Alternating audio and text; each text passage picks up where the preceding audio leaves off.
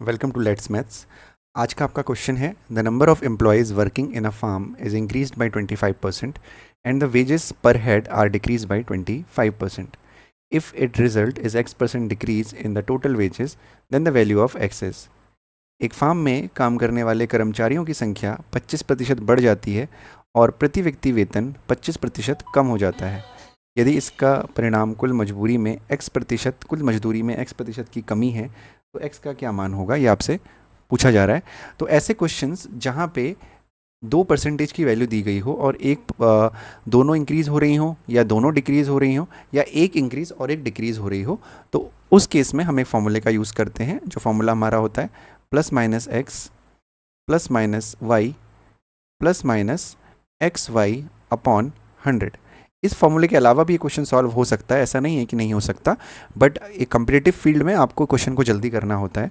तो यहाँ पर जो x होगा वो पहली प्रतिशतता होगी, पहला परसेंटेज होगा, और जो दूसरा y है वो दूसरा परसेंटेज होगा.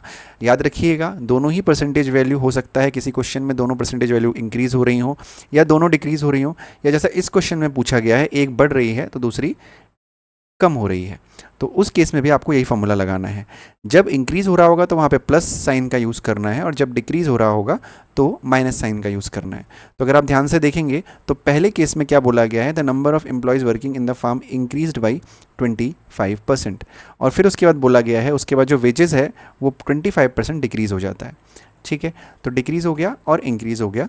तो अब यहाँ पे इंक्रीज़ के लिए हम प्लस सिंबल का यूज़ करेंगे, यानी जो एक्स की वैल्यू होगी यहाँ पर वो हो जाएगी 25 प्लस का क्योंकि इंक्रीज़ हो रहा है, और जो y की वैल्यू होगी वो होगा माइनस का 25 क्योंकि डिक्रीज़ हो रहा है. तो प्लस का 25 यानी प्लस का 25 और यहाँ पे माइनस का 25, और यहाँ पे जो प्लस माइनस है ये आएगा क्योंकि आपको x इंटू वाई करना है, तो x और y के सिंबल पे डिपेंड करेगा.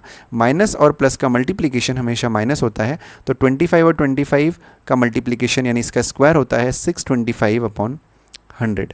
तो आप यहाँ पे देखेंगे कि 25 से 25 कट हो जाएगा और यहाँ पे बचेगा माइनस का 6.25%. तो यहाँ पे आपसे बोला गया है कि जो इसका परिणाम में कुल मजदूरी जो x% की कमी आएगी वो होगा 6.25% की कमी. ये जो नेगेटिव सिंबल है ये यहाँ पे शो कर रहा है कि माइनस में आपका आंसर है, इसका मतलब डिक्रीमेंट हो रहा है.